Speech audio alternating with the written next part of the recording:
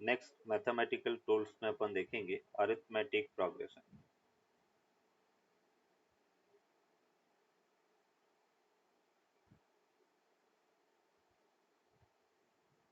AP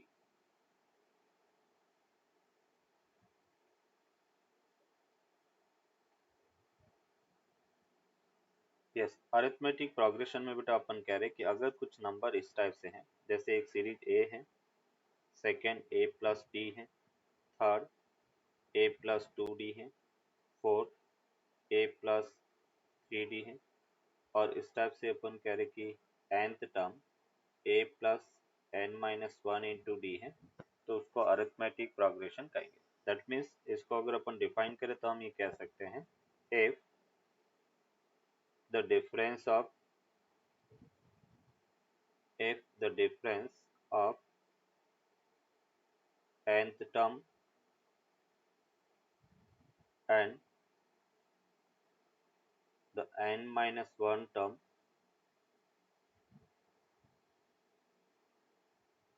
it remains constant,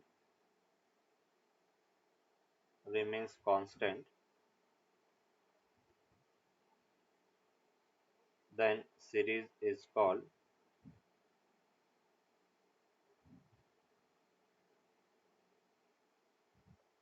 AP arithmetic progression। उस series को अपन arithmetic progression कहेंगे, and the difference is called common difference। The difference is called common difference।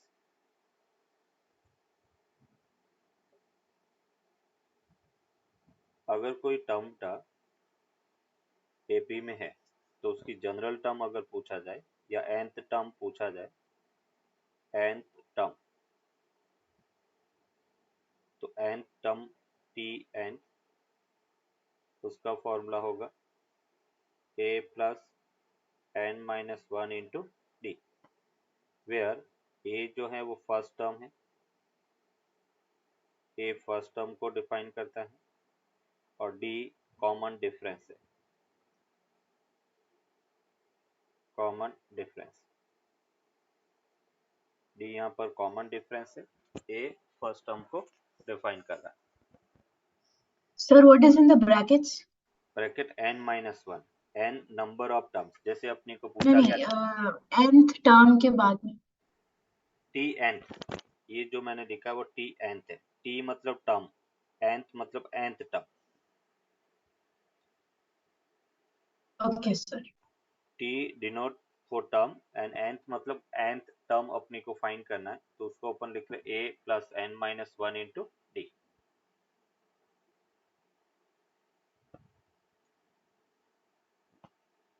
Note कर दिया? Yes sir.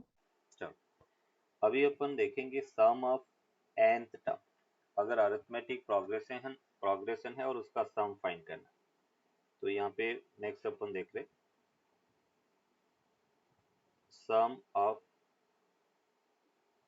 nth term, sorry n term. Arithmetic progression में n term का sum अपने को find करना है।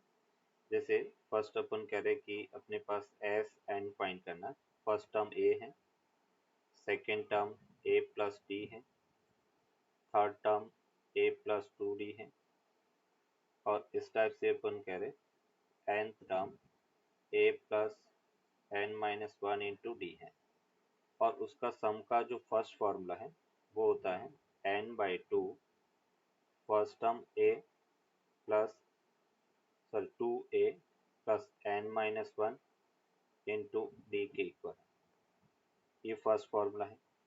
n टर्म के सम का formula n by two 2a plus n minus one into d के इक्वल होगा। सेकेंड जो फॉर्मूला है, अगर लास्ट टर्म गिवन है तो n by two first term plus last term तक, ये n टर्म का सम का फॉर्मूला है। फिर l जो है वो लास्ट टर्म को डिनोट करता है। अगर लास्ट टर्म गिवन है तो l लास्ट टर्म को डिनोट करता है, a यहाँ पर फर्स्ट टर्म है और n नंबर है, नंबर ऑफ टर्म है कि कितने टर्म का सम अपने को फाइंड करना। अभी देखो इससे रिलेटेड एक एग्जांपल अपन देखते हैं। जैसे अपने पास फर्स्ट नंबर बेटा 2 है, सेकेंड 5 है, थर्ड 8 है, फिर 11 है। इस टाइप से अपन कह रहे कि कुछ नंबर है और ये सीरीज है। ये सीरीज कैसी है बेटा? अरिथमेटिक प्रोग्रेशन है। और मुझे यहाँ पे फाइंड करना है कि find first 10th 11th term of the series, ये अपने को फाइंड करना है। 11th term of the series find करना है। सेकेंड सम ऑफ 101 टर्म, ये अपने को फाइंड करना है। 101 टर्म का सम फाइंड करना और 11 टर्म ऑफ द सीरीज क्या है वो अपने को फाइंड करना। फाइंड करो बेटा। तो यहाँ से अपने को मिला 2 plus 30 and that will be equals to 32। Second sum of the nth term का फॉर्मूला अपन अप्लाई करेंगे, n/2 and that is 2a plus n-1 into d के इक्वल होगा। अपने को 101 टर्म का सम फाइंड करना है। n कितना है? 101 डिवाइड बाय 2, 2 a की value 2 plus 101 minus 1 into common difference 3 हो गया। ये अपने को मिला 101 डिवाइड बाय 2 प्लस 4 प्लस 300। तो ये हमें मिला 101 इंटू 304 डिवाइड बाय 2। तो 101 इंटू 252 और इसको मल्टीप्लाई करेंगे तो ये अपने को आंसर मिल जाएगा। Clear? Yes sir. Yes, sir. चलो अभी अरिथमेटिक प्रोग्रेशन के बाद में हम सेकेंड प्रोग्रेशन देखेंगे, ज्योमेट्रिकल प्रोग्रेशन।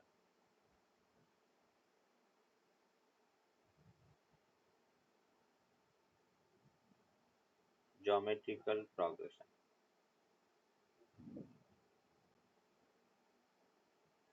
शॉर्ट में इसको अपन कहेंगे जीपी।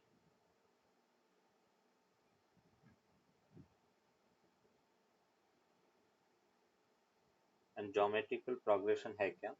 तो इसको सिंपल अपन कह सकते हैं, if n term and n-1 term का रेशियो कांस्टेंट है। एपी में क्या था? डिफरेंस कांस्टेंट था, और यहाँ पे दोनों का रेशियो अगर कांस्टेंट है तो उसको ज्योमेट्रिकल प्रोग्रेशन कहेंगे। हम कह रहे हैं if the ratio of nth term and n-1 term remains constant. N term and n-1 term remains constant is called geometrical progression.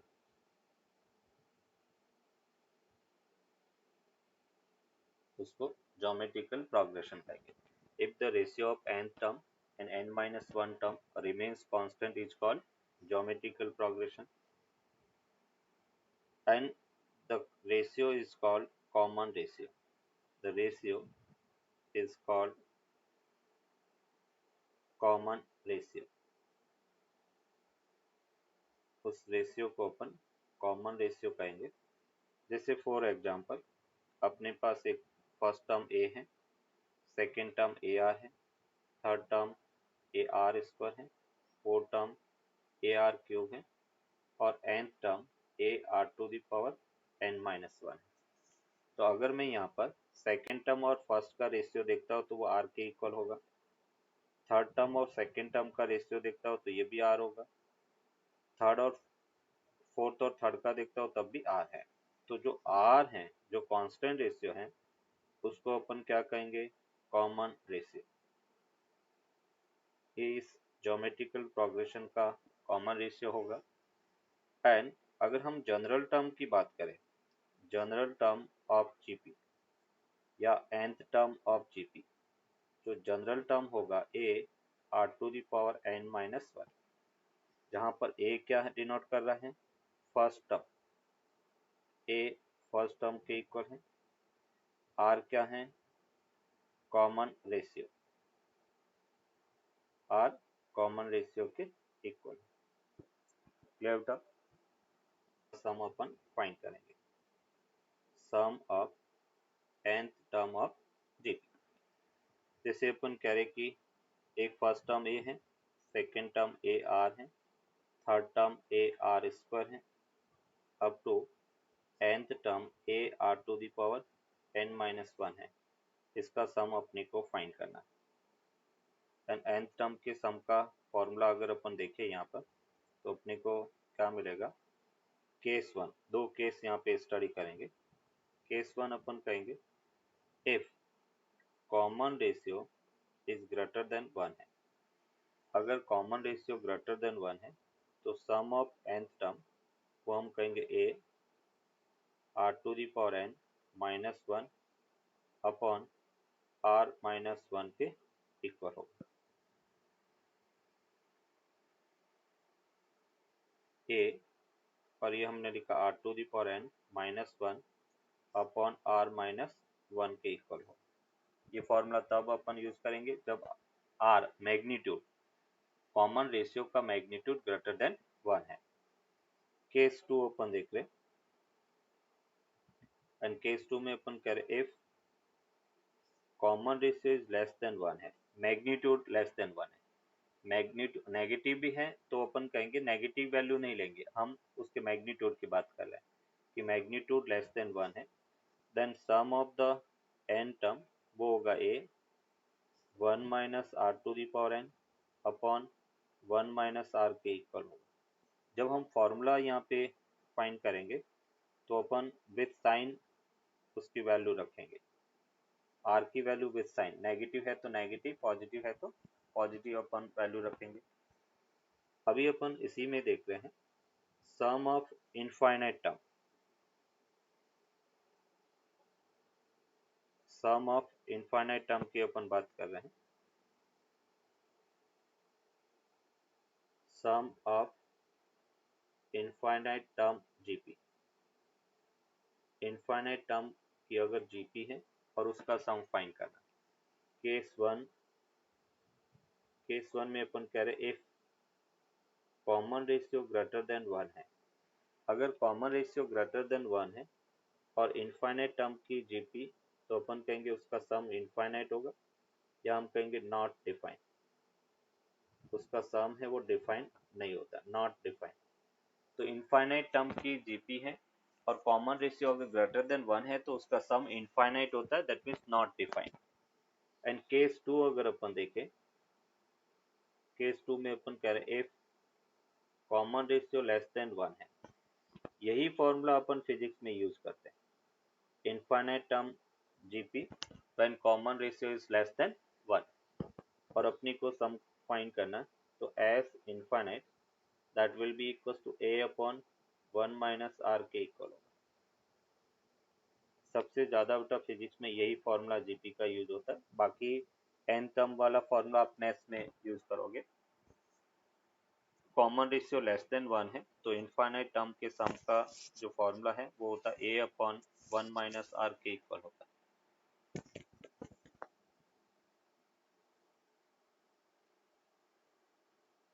So can you give one example? Yes yes, देखो यहाँ पर किस type से अपन एक example यहाँ पर देख रहे हैं।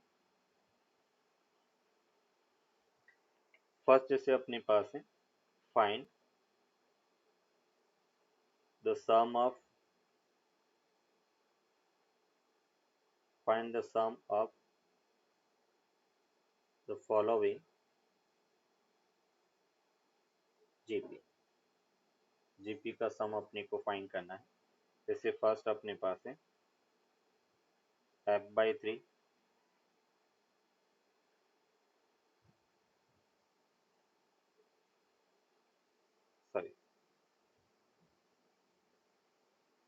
first 3f plus f plus f by 3 plus f by 9 and up to so on. इसका सम अपने को फाइंड करना 3f plus f by 3 plus f by 9 up to so on. इसमें बेटा अगर कॉमन रेशियो की बात करें तो कॉमन रेशियो क्या होगा 1/3। 1/3। गुड। कॉमन रेशियो इसमें 1/3 के इक्वल है। तो पहले अपन r फाइंड कर लेते हैं। r equals to second term divide by first term, या हम कह सकते हैं third term divide by first term, और ये वैल्यू 1/3 के इक्वल है एंड 1/3 लेस देन 1 है।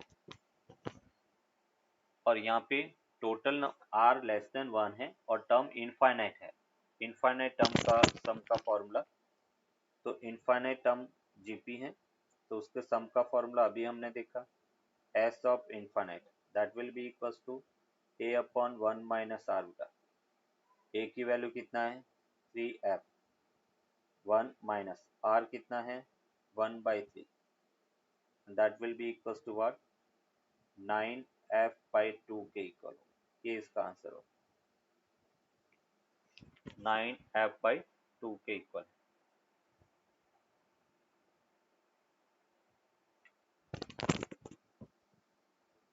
नेक्स्ट एक और एग्जांपल देखते हैं।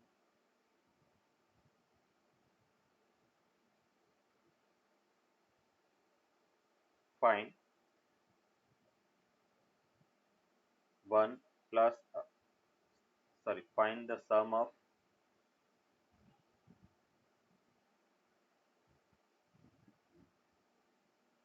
find the sum of the following GP 1, -1/2, 1/4, -1/8, 1/16 and so on. इसकी सम का अपने को फॉर्मूला फाइंड करना। Find the sum of the following GP.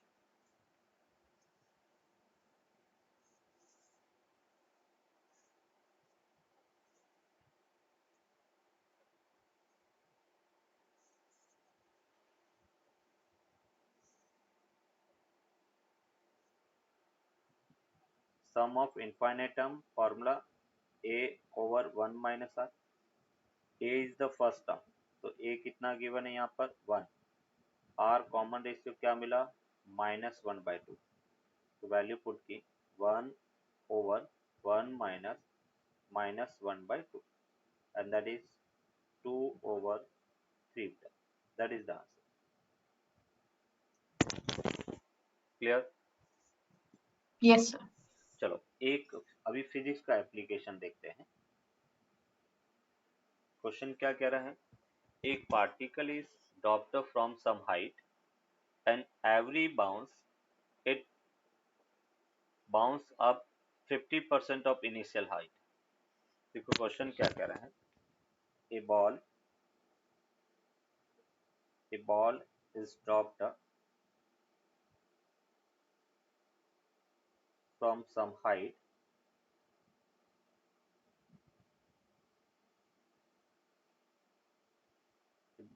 dropped from some height and every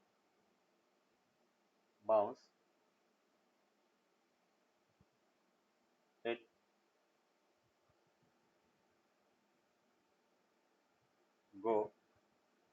goes up 50% of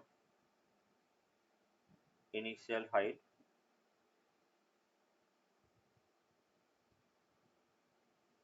then find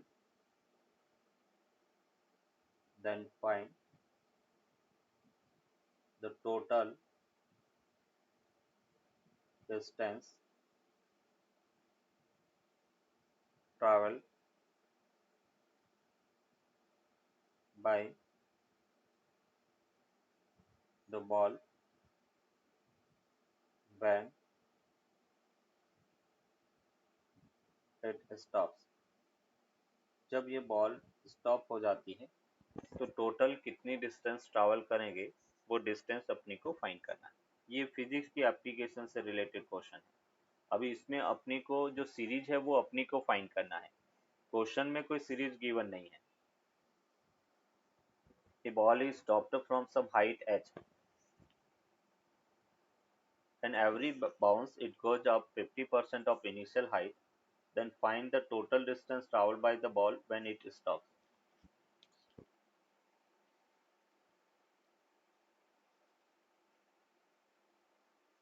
Sir, 2h. 2h। स्तुति आपका क्या answer आया? Sir, I'm not getting it. Okay चलो देखो इसमें कैसे सोचेंगे, चलो चेक करते हैं सही है या नहीं, चेक करते हैं।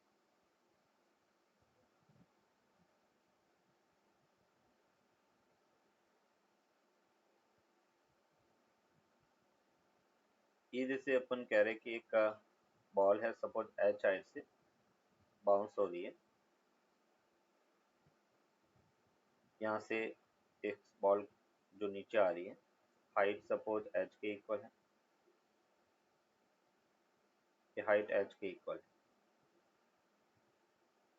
अभी देखो मोशन क्या करेगा, पहले नीचे आई, फिर बाउंस बैक होगी, 50% हाइट तक गई, फिर वापस बाउंस बैक, फिर उसका 50%, फिर बाउंस बैक, फिर उसका 50%, बाउंस बैक, फिर 50%। इस टाइप से अपन कह रहे कि वो कंटिन्यूस मोशन करती रहेगी।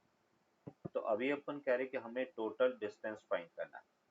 और टोटल डिस्टेंस तो देखो इनिशियली अपन कह रहे नीचे आई तो कितना डिस्टेंस ट्रैवल किया h, फिर h/2 ऊपर जा रहा है और h/2 वापस बॉल नीचे आएगी, तो सेकेंड जो फर्स्ट बाउंस के बाद में वो कितने डिस्टेंस ट्रैवल करा, 2 इंटू h/2 के इक्वल होगा।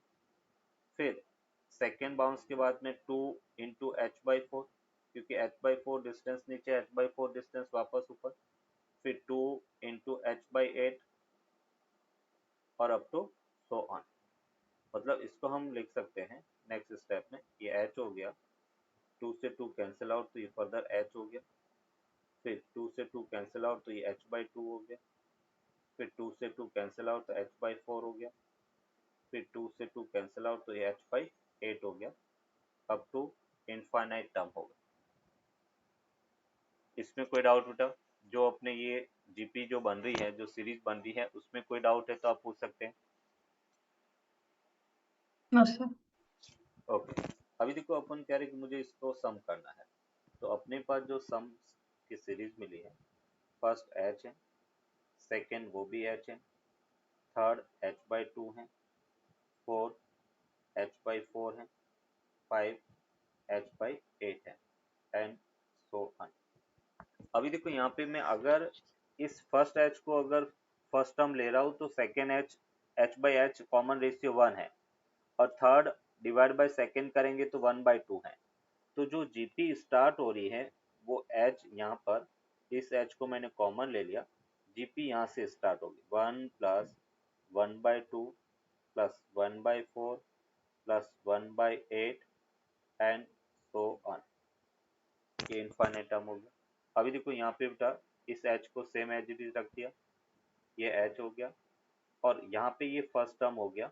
तो अभी इन सब को अपन ऐड करेंगे, फर्स्ट टर्म अपॉन 1 माइनस 1/2 तक, a अपॉन 1 माइनस r हो गया। क्लियर यहाँ तक?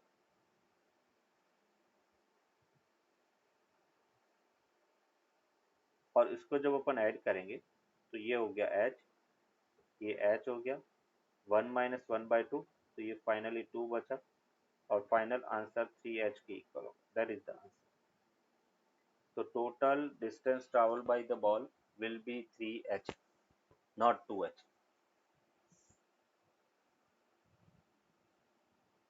अभी अपन यहाँ पर कुछ और एक समेशन साइन अपन मोस्टली यूज करते हैं फॉर्मूले के अंदर, इसको अपन पढ़ेंगे सिग्मा नोटेशन।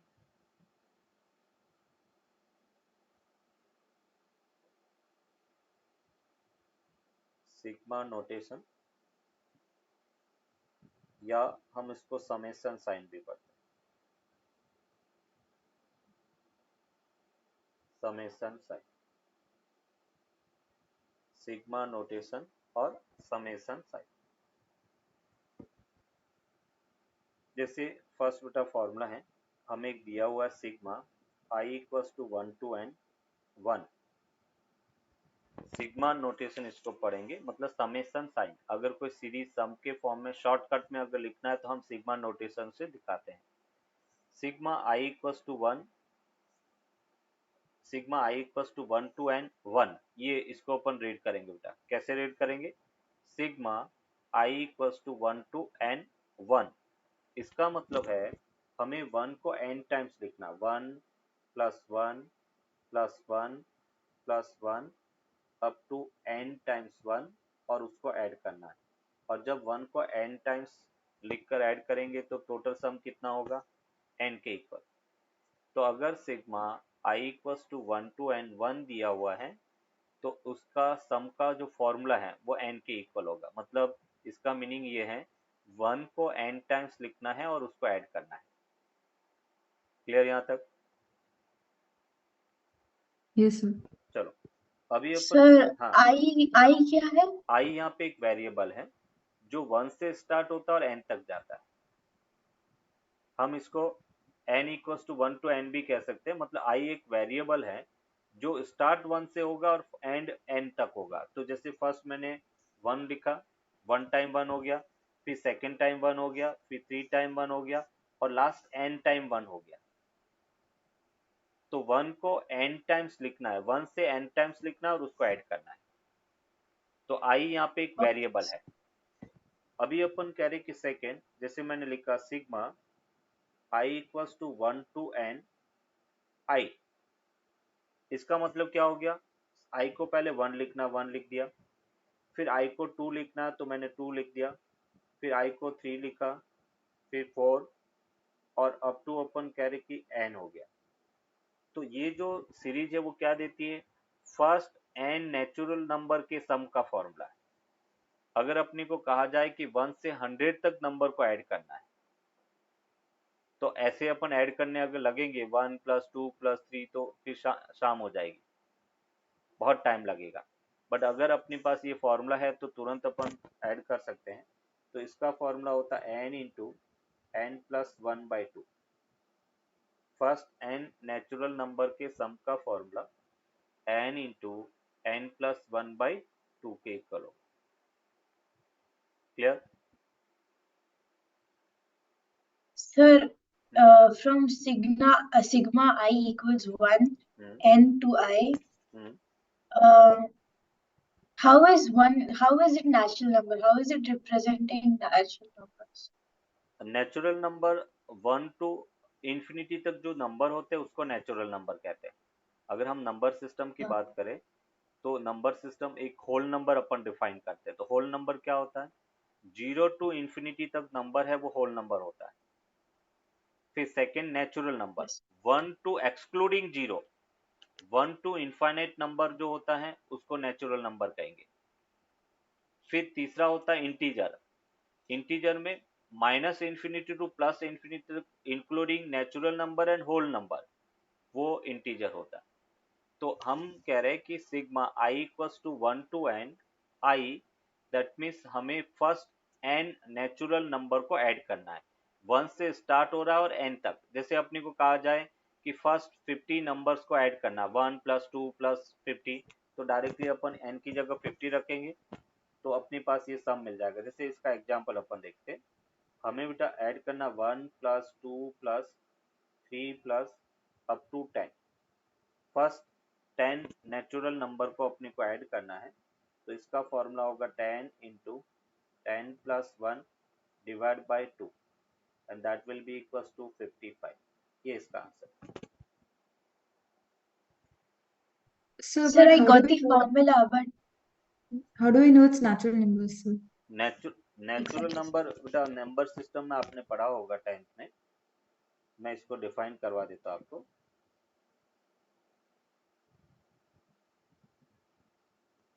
चलो उसको नेक्स्ट मैं बता देता हूँ। नंबर सिस्टम है, नेचुरल नंबर क्या होता है, होल नंबर क्या होता है, इंटीजर क्या होता है, वो अपन डिफाइन करेंगे। अभी अपन कह रहे कि नेचुरल नंबर होता है 1 टू इनफाइनाइट तक जो नंबर होता है, 1 2 3 4 अप टू इनफाइनाइट, इस नंबर को अपन नेचुरल नंबर बोलते हैं।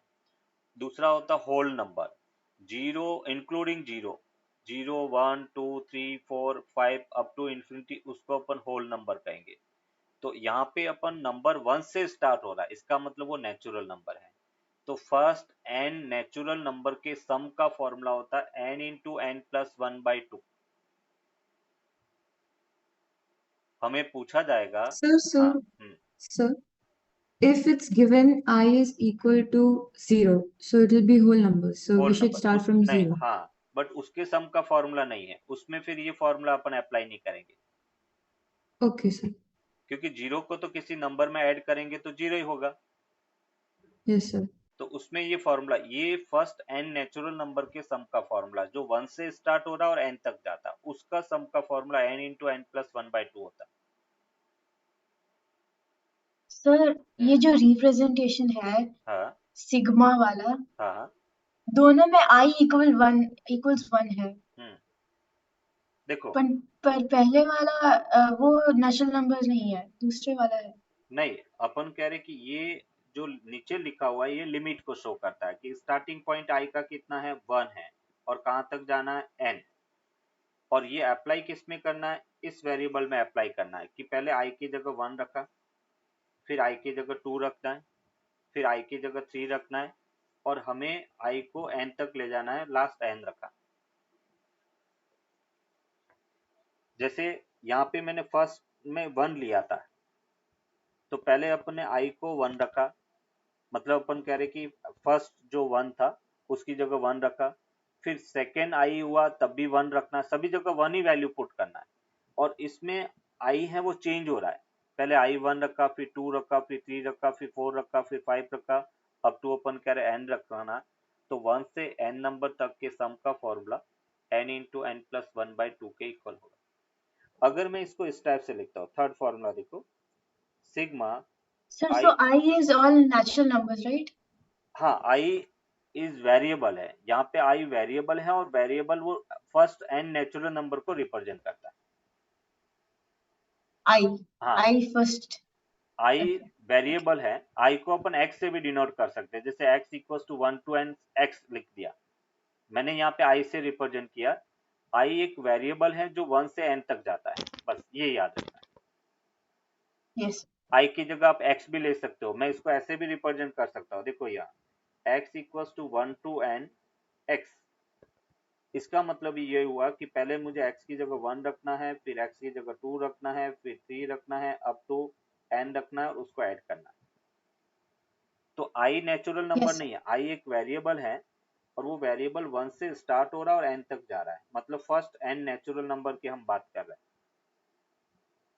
अभी जैसे अपन कह Yes, रहे sir. कि यहाँ पे दे रखा है i स्क्वायर बेटा, sigma i equals to 1 to n i square, इसका क्या मीनिंग है?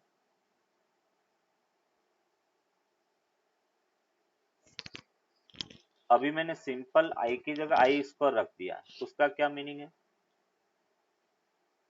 1 plus 4। 4.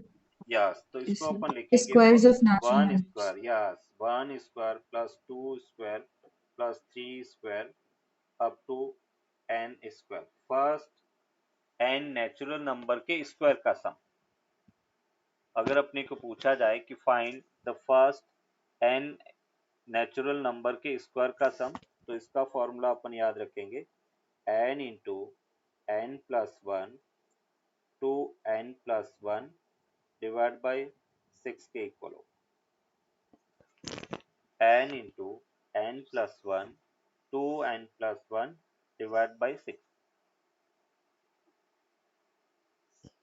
अब ये सीरीज आई कहाँ से, तो ये सीरीज आपको मैथ्स में एक्सप्लेन करेंगे, हम डायरेक्टली फॉर्मूले में वैल्यू पुट करेंगे। अपनी को बहुत सारे ऐसे क्वेश्चन मिलेंगे जहां पर ये सीरीज बनती हैं, उस सीरीज में डायरेक्टली फॉर्मूले, अगर ये फॉर्मूला याद नहीं है तो फिर अपन क्वेश्चन को सॉल्व नहीं कर पाएंगे।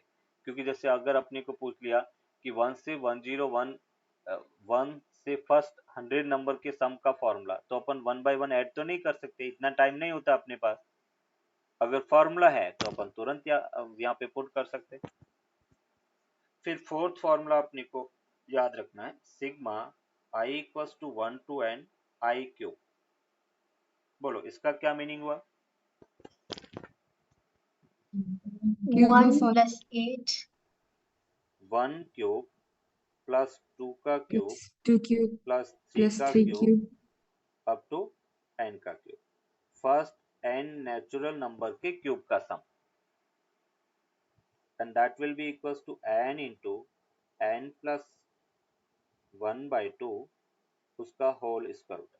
ये चारों फॉर्मूले अपने को याद रखना है।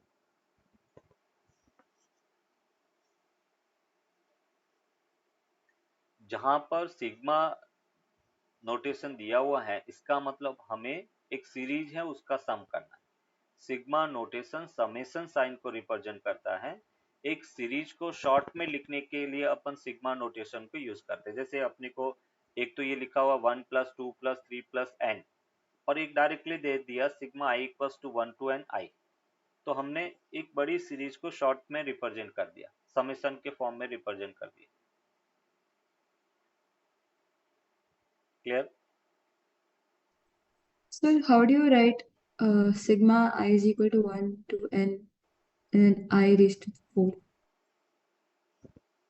आई रेज टू, हाँ आई रेज टू 4 का अपने पास कोई स्टैंडर्ड वैल्यू नहीं है, एक जनरल इक्वेशन नहीं है, क्योंकि हम क्या करते हैं, first as n natural number का सम फाइंड कर दिया, फर्स्ट अपन कह रहे कि एन नेचुरल नंबर के स्क्वायर का सम फाइंड कर दिया, और फर्स्ट एन नेचुरल नंबर के क्यूब का सम फाइंड कर दिया। अभी 1 का पावर 4, 4 का पावर, ये कोई स्टैंडर्ड सीरीज नहीं है, तो हम इसको याद नहीं रखते, Okay, sir. है ना। ये स्टैंडर्ड रिजल्ट है जिसको अपने को पूछा जाता है और हमें याद रखना होता है। क्लियर? Okay, sir. नोट कर दिया। और b जो है उसको हम कह रहे हैं बेस है, एक्सपोनेंट या हम पावर कह सकते हैं। b की पावर x है, या b का एक्सपोनेंट x के इक्वल है, और उसकी वैल्यू n के इक्वल है।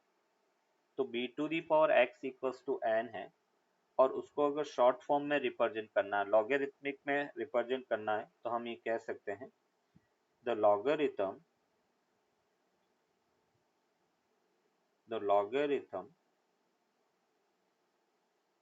of logarithm of n at base b is equal to x। logarithm of n at base b is equal to x, मतलब हम इस b to the power x को in terms of log अगर लिखना चाहे तो हम ये कह सकते हैं log of n base b, and that will be equals to x के इक्वल होगा। b to the power x अगर लिखा हुआ है अपने पास और वो n के इक्वल है, तो हम उसको log के फॉर्म में कुछ इस टाइप से लिख सकते हैं। पढ़ेंगे क्या? logarithm of n of base b equals to x। अगर अपने पास कुछ इस टाइप से बेटा नंबर दिया हुआ है, जैसे 10⁻³ इक्वल्स टू 1000, इसको मुझे लॉग में रिप्रेजेंट करना है। बोलो बेटा स्तुति, क्या लिखूंगा मैं इसको? 10⁻³ log of 1000 to the base 10, बोलो base to the base 10 good equals to 3 is 3। अगर अपने पास दे रखा है 2 to the power 5 equals to 32, yes Nisha बताओ, इसको लॉग में अगर लिखना चाहे तो कैसे लिख सकते हैं? Log of 32 log of 32 up raised to base 2 base equals 2 to is 5। equal अभी देखो इस लॉग को अगर डिफाइन करें, ये तो हमने कहा कि लॉग को रिप्रेजेंट हमने कैसे करते हैं कि b to the power x exponent के फॉर्म में अगर है तो उसको लॉग के फॉर्म में अपन इस टाइप से रिप्रेजेंट कर सकते हैं। अभी रिप्रेजेंट क्यों करते हैं हम, जब अपने पास ऑलरेडी रिप्रेजेंट एक्सपोनेंट के फॉर्म में हम नंबर को लिख सकते हैं तो हमें लॉग की रिक्वायरमेंट क्यों हुई, उसको अपन समझेंगे। अभी उसको समझने के लिए बेटा एक एग्जांपल पहले इधर देखो, देखो क्या कह रहा है। जैसे सिंपल बेटा अपन कह रहे हैं कि हमें 2 to the power x equals to 8 दिया हुआ है और हमें कहा गया है कि x की वैल्यू फाइंड करो। x कितना होगा, 2 to the power x 3. Equals to 8, तो x कितना है तो हम डायरेक्टली लिख सकते हैं 2 to the power x equals to 8 को 2 टू दी पावर 3 कह सकते हैं, तो यहाँ से x इक्वल्स टू हमें 3 मिला। क्लियर, मतलब इजी था, Yes. कैलकुलेशन हम इजी कर सकते थे। Yes, sir. अगर अपने को ये कहा गया है कि 2 की पावर क्या हो कि उसकी वैल्यू 11 या उसकी वैल्यू 10.5 हो जाए या 10 हो जाए,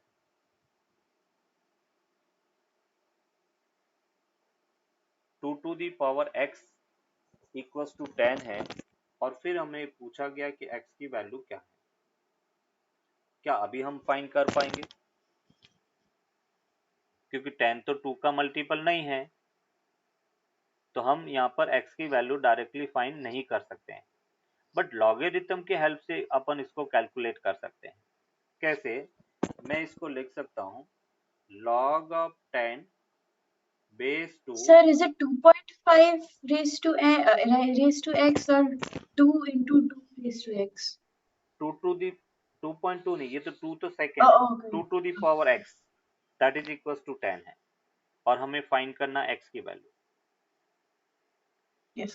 तो अभी मैं डायरेक्टली x की वैल्यू नहीं फाइंड कर सकता क्योंकि यहाँ पे जो है 10 जो है वो 2 का मल्टीपल नहीं है, बट मैं इसकी लॉगरिथम की हेल्प से इसकी वैल्यू फाइंड कर सकता हूँ। मैं इसको लिख सकता हूँ log 10 base 2 equals to x, और अभी इस log को मैं, अपने पास log के कुछ फॉर्मूले हैं, उन फॉर्मूले की वैल्यू पुट करूंगा, मैं x इजीली फाइंड कर सकता हूँ। Clear, Okay, sir. मतलब अपन कह रहे हैं कि एक्सपोनेंट की वैल्यू अगर फाइंड करना है तो हम लॉगरिथम की हेल्प से फाइंड कर सकते हैं। तो ये लॉग को रिप्रेजेंट करने का तरीका है। अभी हम कहेंगे कि लॉगरिथम होता क्या है। तो बेसिकली अभी अगर इसको डिफाइन करें, इतना सब आपने देखा, तो हम ये कह सकते हैं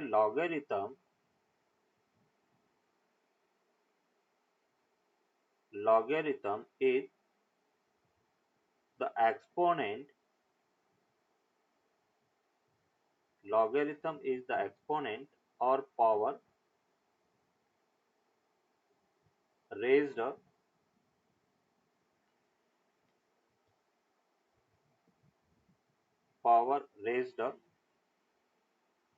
on the number, power raised on the number, जिसे हम बेस कह रहे हैं, which has the value n। मतलब logarithm is the exponent or power raised on the number which has the value n। तो जैसे अभी हमने कहा कि logarithm वो एक्सपोनेंट है b to the power x equals to n है, तो logarithm क्या होगा, तो हम इसको कहेंगे कि logarithm of n base b और वो x है। इस x को अपन n का logarithm कहेंगे एट बेस b। तो ये लॉगरिथम को हमने डिफाइन किया कि बेसिकली लॉगरिथम है क्या। तो हमने लॉगरिथम क्यों डिफाइन किया, तो हम कह रहे उस एक्सपोनेंट की वैल्यू मुझे फाइंड करना था जो नंबर पे रेज की गई है और जिसकी वैल्यू n के इक्वल है। तो जो एक्सपोनेंट है that is called logarithm of the n of base b। Clear, चलो अभी Yes, बेटा sir. Yes. अभी देखो इसको लॉगरिथम से रिलेटेड कुछ प्रॉपर्टीज है, कुछ फॉर्मूले हैं, वो अपन यहाँ पे डिस्कस करेंगे। तो फर्स्ट फॉर्मूला बेटा अपन कह रहे, अगर हमें दिया हुआ है log of a base e, log of a base e, क्या पढ़ेंगे इसको, log of a base e, इसको अपन ln लिख सकते हैं बेटा, और इसको हम नेचुरल लॉग कहते हैं। जब बेस ई होता है तो उसको अपन कहेंगे नेचुरल लॉग, ई को क्या कहेंगे, exponential constant, e is what, exponential constant, e यहाँ पर एक्सपोनेंशियल कांस्टेंट है, और इस ई की वैल्यू होता है 2.7183, ई एक्सपोनेंशियल कांस्टेंट है और उसकी वैल्यू होता है 2.7183। मतलब हम कह सकते हैं कि जब बेस ई होता है तो उस लॉग को नेचुरल लॉग कहते हैं और उसको हम ln लिख सकते हैं। आप मैथ्स में भी देखोगे जगह जगह ln लिखा हुआ अपने को मिलेगा, और ln का मतलब होता है l for log, n for natural, natural log, और नेचुरल लॉग बेस ई होता है तो उसको अपन नेचुरल लॉग कहेंगे। क्लियर यहाँ तक? चलो Yes, sir. अभी अपन कह रहे कि सेकेंड, अगर हमें log a बेस 10 दिया हुआ है तो उसको अपन log a ओनली लिख सकते हैं। कुछ भी नहीं लिखा हुआ है तो हम बेस 10 लेके चलते हैं, और जब बेस 10 होता है तो उसको अपन कहेंगे कॉमन लॉग। बेस 10 अगर दिया हुआ है तो हम उसको कॉमन लॉग रिप्रेजेंट कर सकते हैं।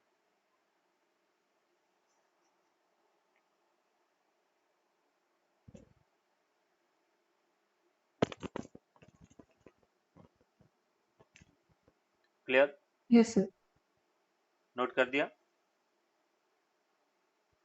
Yes, sir. Yes, sir. चलो थर्ड प्रॉपर्टी बेटा अपन देखते हैं। अगर अपन कह रहे कि log of a base a है, बोलो बेटा क्या होगा वैल्यू। जैसे हमने कहा कि वैल्यू ए है तो बेस ए है और ए की क्या पावर लगाए कि उसकी वैल्यू ए हो जाए, 1. 1। 1. तो अभी अपन कहेंगे कि लॉग ए बेस ए उसका वैल्यू हमेशा 1 होता है।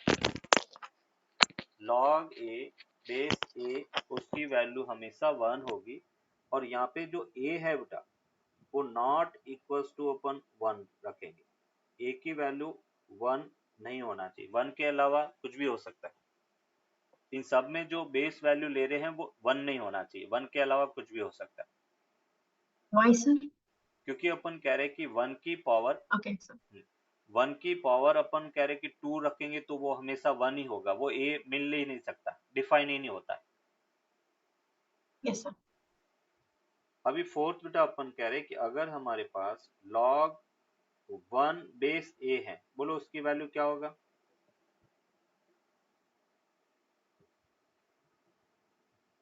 log a 0. Sorry log 1 0. Base a 0 बेटा, गुड। मतलब अपन कह रहे हैं कि log 1 बेस ए उसकी वैल्यू 0 के इक्वल होगा, गुड। फिफ्थ बेटा, अगर अपने पास log और ये अपने पास m to the power n base a है, तो हम क्या करते हैं बेटा, इसमें दोनों तरफ बेटा अपन ये फंक्शन यूज कर सकते हैं, इसलिए मैं एरो इस टाइप से ले रहा हूँ। log m to the power n base a, तो पावर को अपन आगे ले लेंगे, और log of m base a बेटा ये हम लिखेंगे। मतलब RHS में अगर n into log m base a लिखा हुआ है तो हम उसको log m to the power n a लिख सकते हैं, और log m to the power n a लिखा है तो उसको n log m a लिख सकते हैं। दोनों वाइस वर्सा बेटा पॉसिबल है। 6 प्रॉपर्टी देख रहे हैं। Yes, sir. log of m, अगर बेस की पावर n दिया हुआ है, log of n base a to the power n, तो उसको हम लिखेंगे 1 upon n log m base a के इक्वल होगा।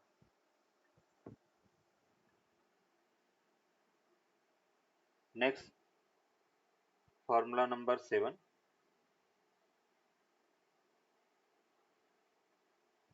अगर अपने पास log of m into n base a है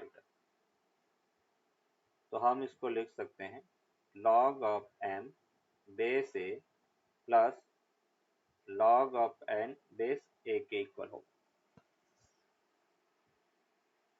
फिर log of m by n base a है, तो उसको अपन लिखेंगे log of m base a minus log of n base a के इक्वल हो। फिर प्रॉपर्टी बेटा 9, लॉग ऑफ